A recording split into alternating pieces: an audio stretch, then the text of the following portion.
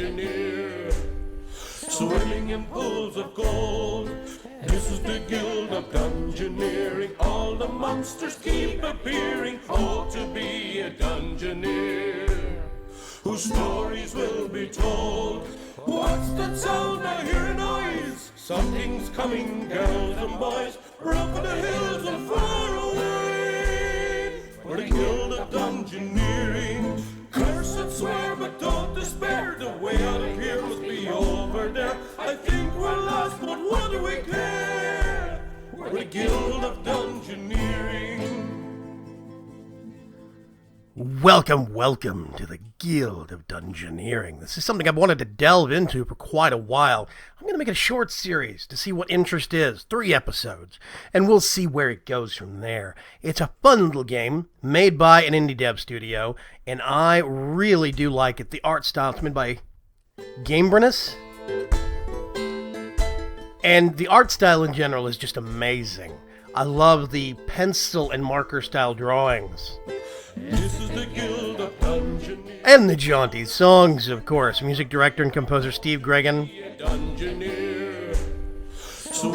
Published by Versus Evil. Yes. All the monsters keep appearing. Let's go back to the main menu. Swimming in pools of gold.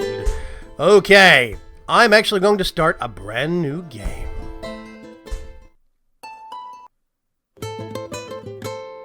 This is the Guild of Dungeoneering. All across the land they're cheering, oh, to be a Dungeoneer, chasing fame and glory. The Ivory League of Explorers, the noblest, most virtuous guild in the land. Pfft, those insufferable jerks. I'll show them. They won't think me so grossly incompetent when I have my own guild. I've bought a small hall in the bad part of town with the gold I borrowed from them. I've staked out a dungeon that's ripe for the picking. I've even found a chump who can do all the dirty work while I sit back and watch the coins roll in. Like my father always told me, there's always someone stupider than yourself. Well, he never really said it to me. Actually, he said it to everyone but me. Hey, wait a minute. Welcome to your guild hall. We need to hire some Dungeoneers, so let's build barracks. I have a barracks card. This is what I'm talking about. Old school graph paper. I remember charting and making so many dungeons for my friends and companions to go through. Way back in the old school days of D&D, Advanced Dungeons and Dragons, what have you. Oh, it really does bring back memories. I'm just going to drag this up here with my left mouse button. A new Dungeoneer has arrived. The one that's always left behind, the solitary lump, the pawn who's fodder for the grind, the sorry little chump.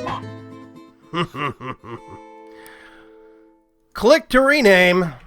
This is now Shadowstar. I don't think I can... Shadow Star. SHD Star. Let's do that. Close. You can expand your guild to gain new Dungeoneers and new abilities. But I have this guy. First, let's go on an adventure, shall we? Have this button down here in the bottom right-hand corner, Go Exploring. And it brings up this. A new dungeon has appeared. Let's left-click it. Rats! How original. Quest 1, Squeak Squeak. Everyone's got to start somewhere. Quest 2, the Rat Pack, but we don't know what that is just yet. We have an entry-level chump to start our work. Come on, Shadowstar, let's go. So here we are, and this is where things get interesting. I'll play your first turn. It's easy. You're putting down up to 3 cards. If you notice in the left side, play up to 1 more card. So he put down a room, a monster, and some treasure. And here goes the battle. Yes, this is interesting. So the bad guy, the rubber duck, actually has a specific set of what he's doing for attack. Anger is going to remove 1 health bubble from him, but it's going to do 1 damage to me. I can actually block this. I'm going to cower. Which means he takes 1 damage, I don't. Stupidity 1. He's confused for a turn. This is my turn. My chance for a lucky hit. And every time you play a card, you get a new card. This is very, very similar to rock, paper, scissors kind of style card games like Magic the Gathering or so many other ones. I really do like it in its simplicity, and I just love the jaunty art style. It's great. This is a double damage, but he's taking 1. I'm going to block one of those. I'll take 1, but he'll die. And I've won! Now, choose your loot, or I can just take some gold. Now, here's the thing. This gives me, the Dungeon Master, a gold card. Not the actual adventurer. That is gold I can put on another monster. And we'll go over why exactly later. Let's see. Straitjacket gives me +1 health. A wooden stool gives me some extra attack abilities. And that repel could look very nice. Or, the wooden board. Now, here's the thing. This has a crush and a repel, but it also has a stupidity card. If I get that stuck in my hand, I might have to use it at some point. Whereas with this, I get 1 triple block ability. And I'm going with that.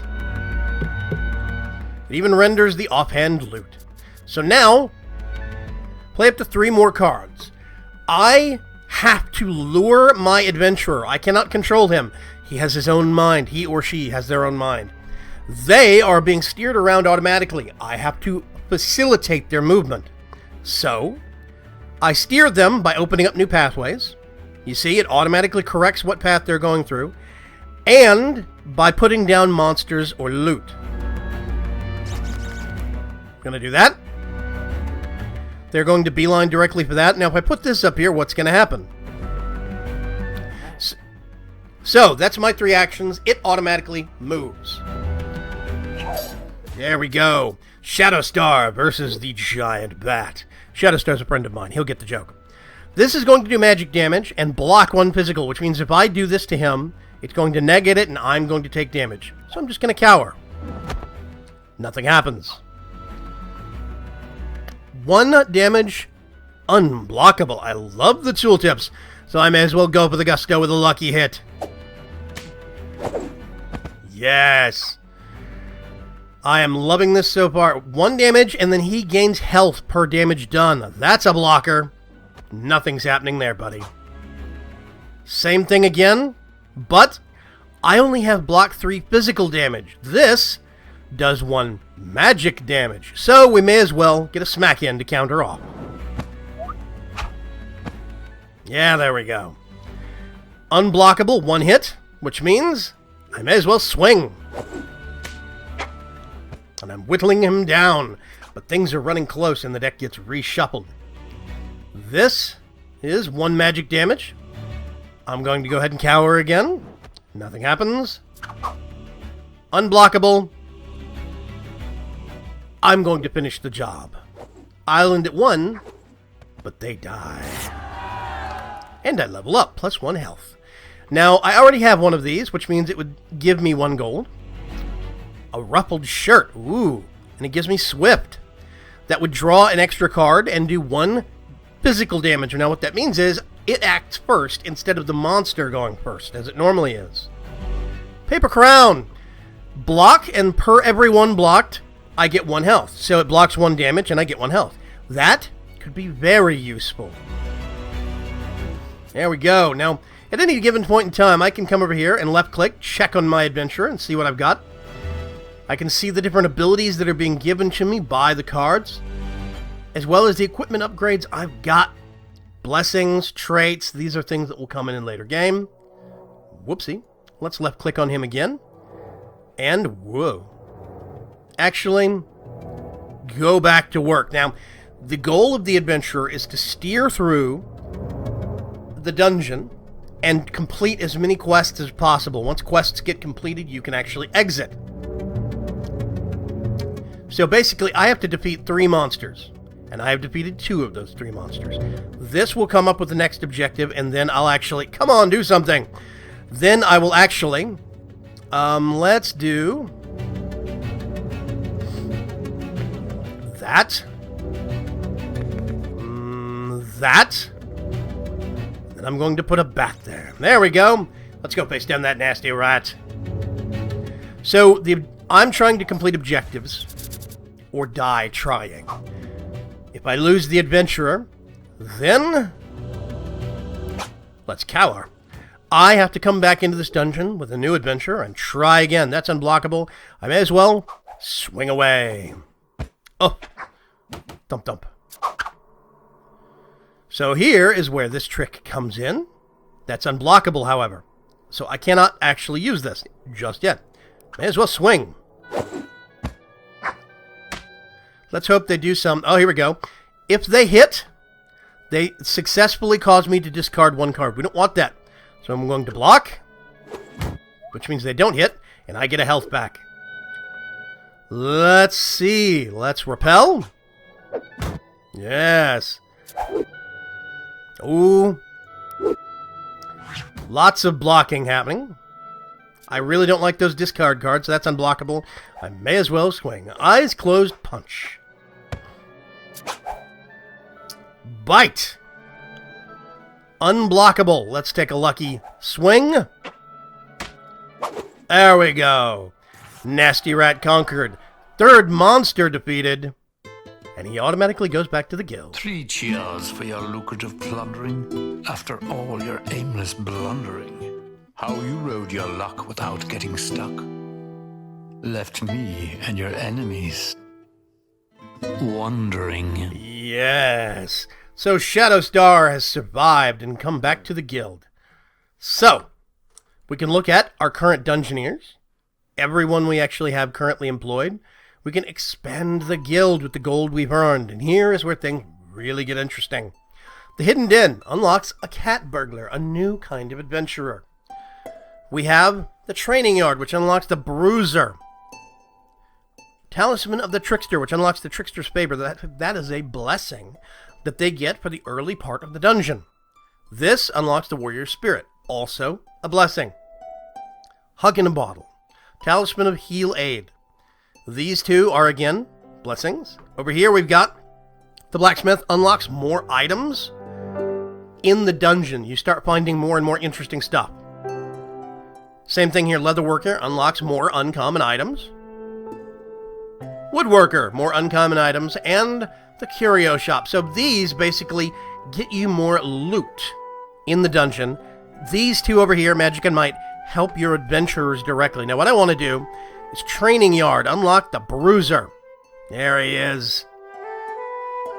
Let's build for 50 gold. We've got our Training Yard. I'm actually going to put it over here. Not a gentle kind of dungeoneer. Sean W. Com. Or amuser. Let's just go with Sean W.C. With fear, I give to you the Bruiser. Yes.